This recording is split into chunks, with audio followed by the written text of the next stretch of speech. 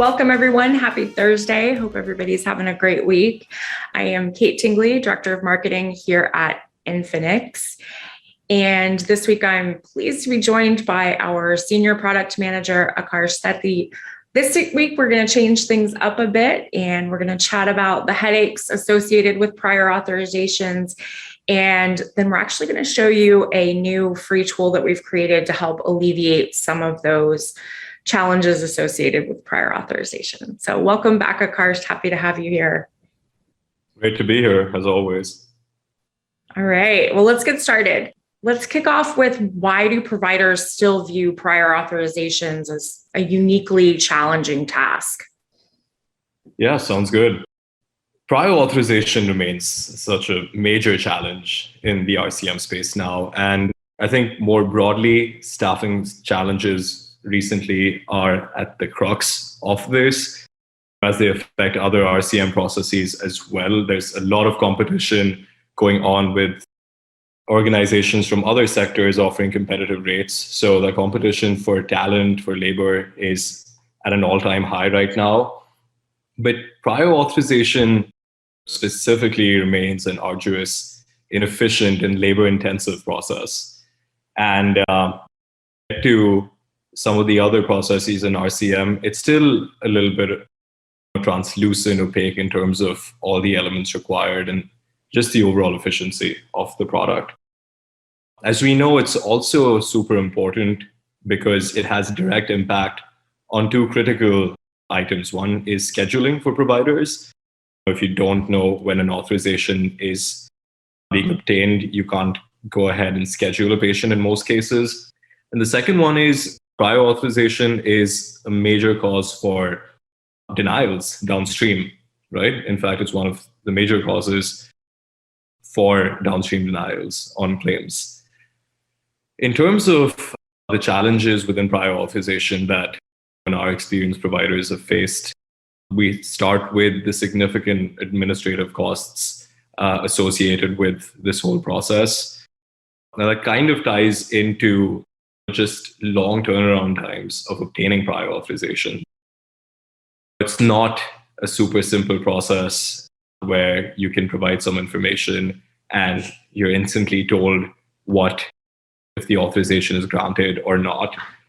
You don't even know very clearly what requires an authorization or not. So oftentimes, depending on specialty, the response time for prior authorization can vary by a significant amount, right? And then that requires you to constantly follow up, because payers aren't proactive. They aren't pinging you and telling you, hey, this is the change in status, or the prior authorization has been obtained now. Or providers have to do that.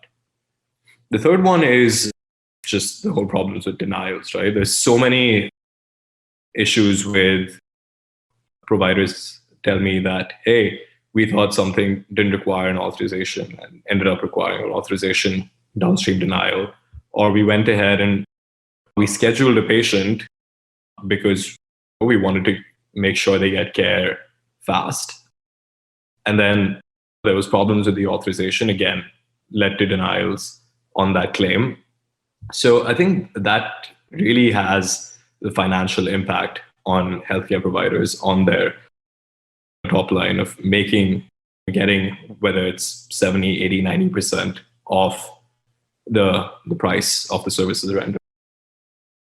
And lastly, I think what we're going to focus more on today's call is just keeping up with the constantly changing payer guidelines.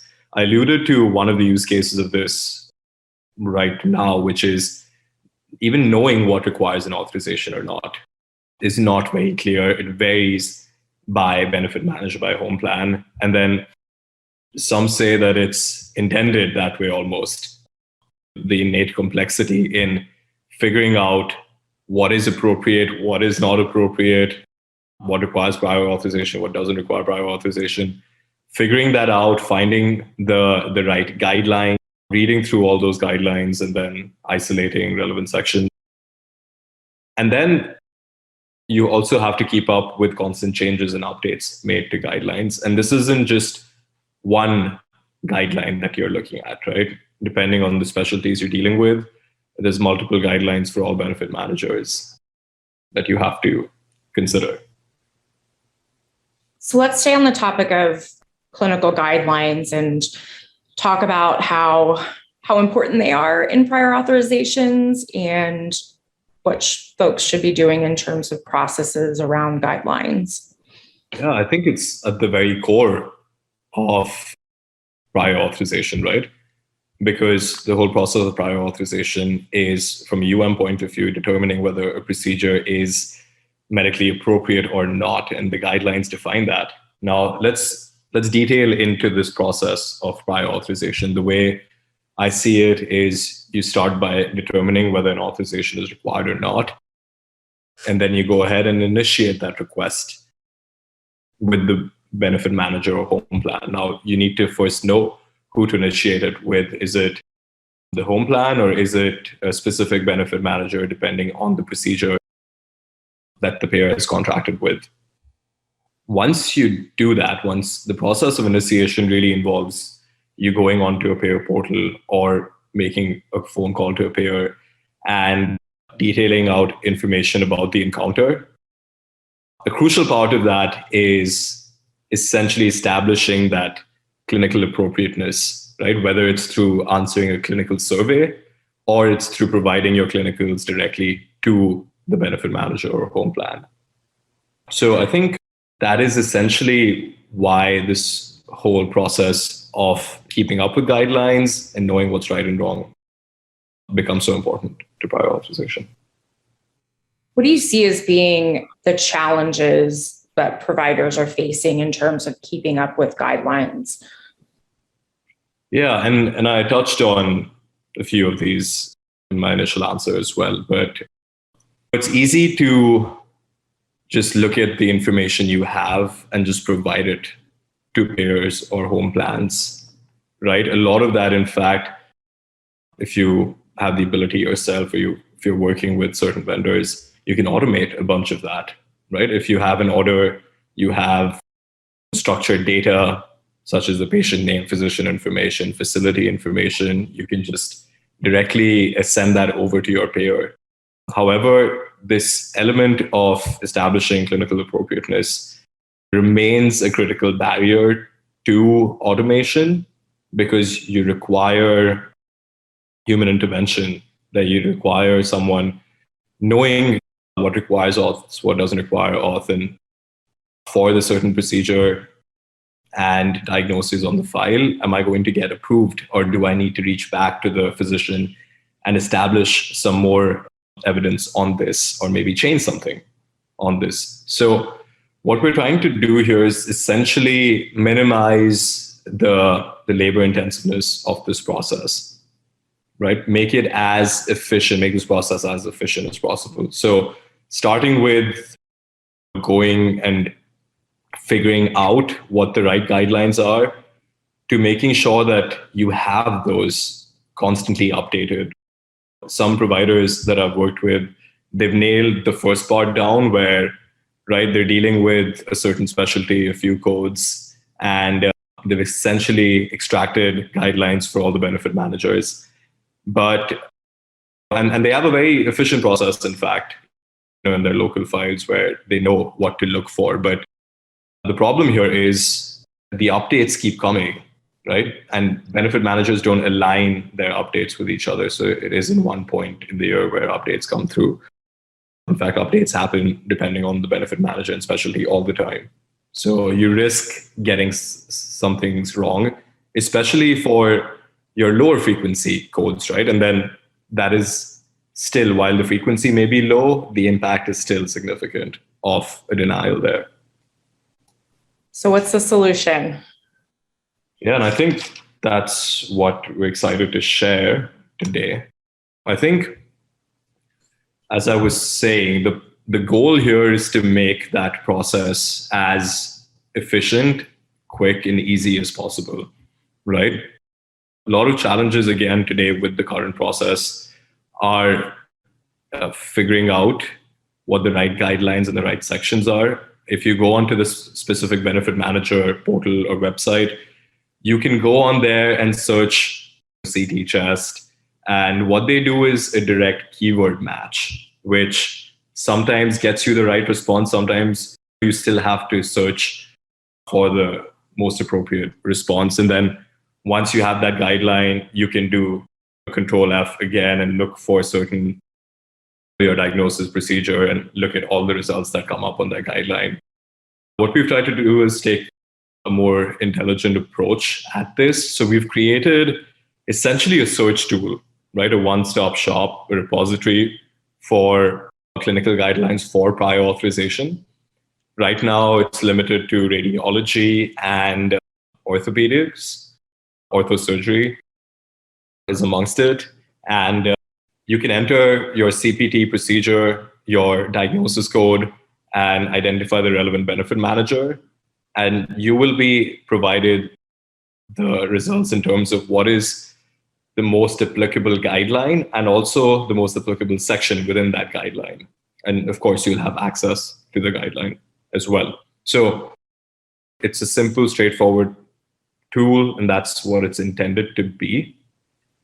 So it's a portal. You enter, we have self-sign up, right? So this is a free tool. All you have to do is come on here, sign up, set up your login and password, and just go ahead, use it to search your guidelines. So I'm going to do an example of, I think, CT of chest, right?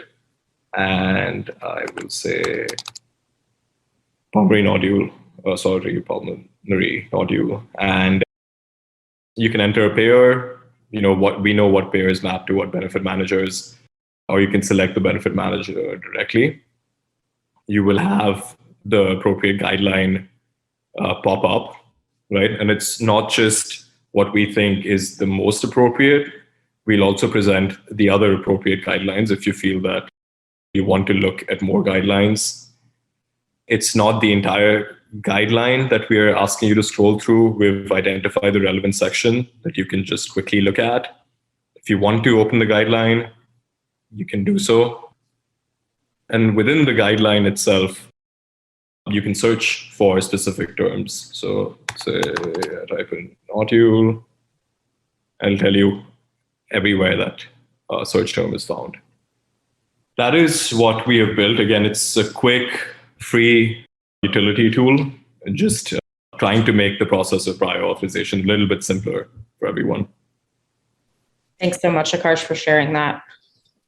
All right, so let's talk a little bit about how AI and technology are being used to solve the other challenges that you mentioned in terms of prior authorization. Yeah. I think let's start with the guideline repository, right? I think when I mentioned that guideline portals, websites just do a direct keyword search, which isn't always the best. I think what makes our results more accurate is we use clinical natural language processing to come up with our search results. So it not just goes through guidelines from trying to find the exact word that you're typing, but also in terms of understanding context of the guidelines to come up with the results. So that is AI NLP application right here. Some of the other areas in prior authorization, though, that we found were ripe for some sort of innovation included determining what requires a prior authorization or not, and also how long a prior authorization would take to be obtained. So what we've done at Infinix is we've built, again, we've been in this business for a long time. We have a lot of customers. We've seen a lot of patients. So we had that data. So we built machine learning models on all the data that we have across regions all over the country, right? So it's not biased towards a specific geographical location, to essentially learn what requires prior authorization and what doesn't, and just tell you that in real time. So you can send us a request, and if our machine learning is able to catch it, which means our machine learning is highly confident in the response, then we'll tell you instantly whether it's a no auth required or an auth required. And this can have impact on your scheduling, really streamline that scheduling process. So during your scheduling, you can just be told that something was no auth required. I think that's a good thing to have. We were working with a large imaging center with this when we first started off. And I remember we were able to identify almost, and I think this stays consistent to all our customers right now, almost 30% of their no auth requireds we were able to determine through this machine learning accurately. Almost, I think, 98+% accuracy.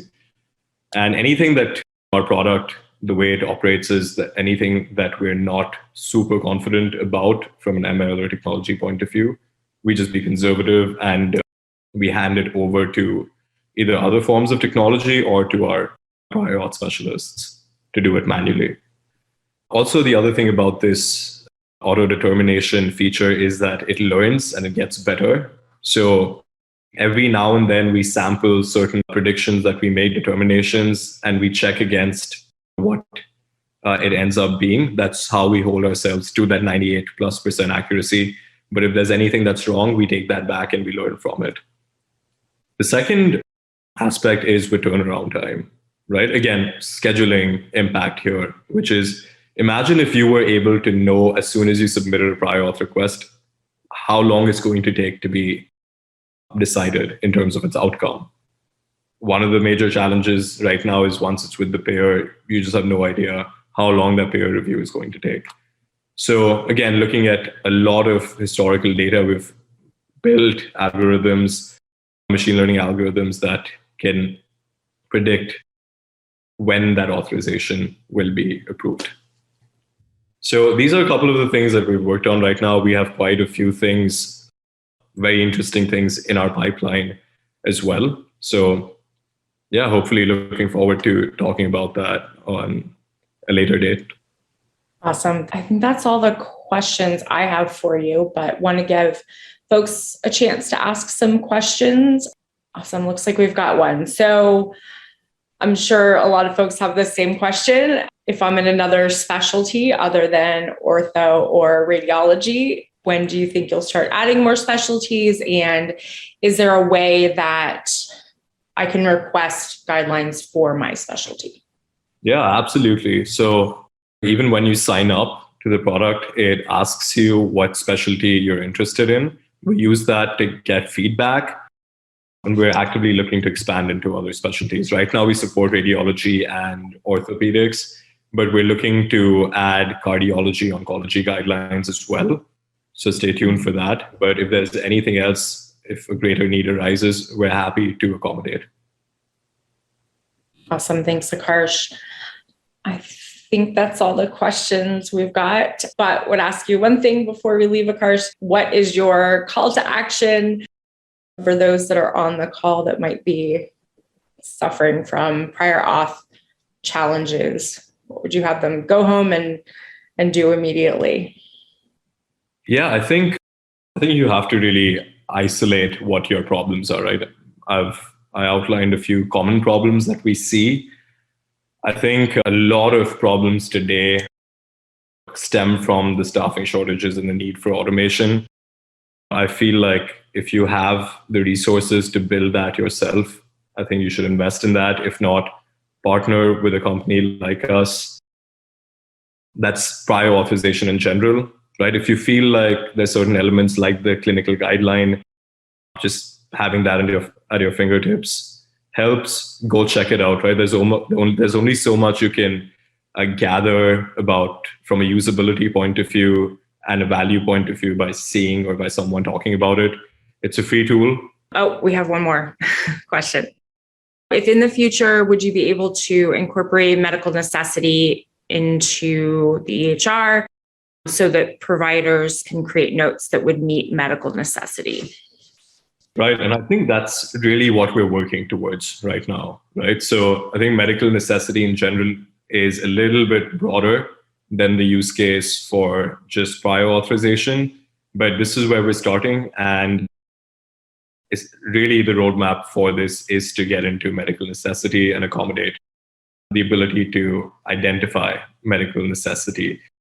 We're already pretty good at integrations. So I think once we get there, which we intend to, the integration aspect into your EHR is not a problem. I think that offering would come with that. Great. One follow-up question with your call to action.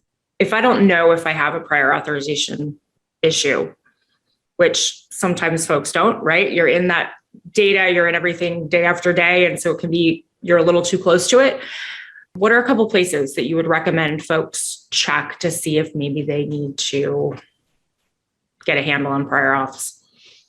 Right. I think the biggest problem here arises from completely isolated departments in the provider's side, where the patient access side is its own entity and the RCM side of things, the downstream RCM side of things is its own entity. So I would really encourage collaboration there.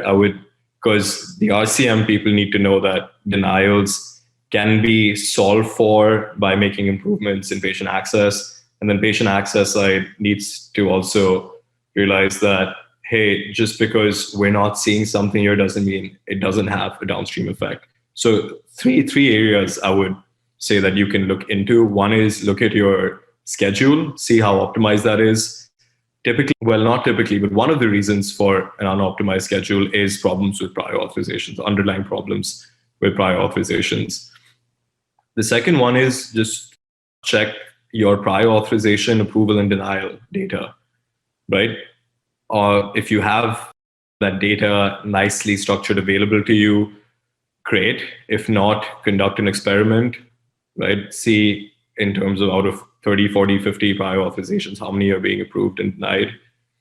And then try to correlate that with claim denials. So just because a prior authorization is approved, sometimes that could still lead to a denial, right? So when you get denials on your claims, try and identify the denials that are specific to prior authorization related denials.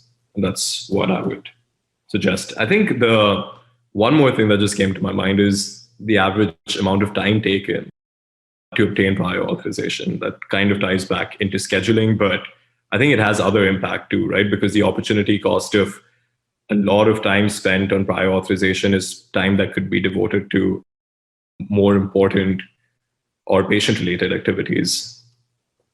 So that's my recommendation. Thank you, Aakarsh, for joining us. Lots of really, really good, actionable information, and hope to see you all back here again next week. Thanks again, Aakarsh. Thank you, everyone, for attending. Thank you, Kate.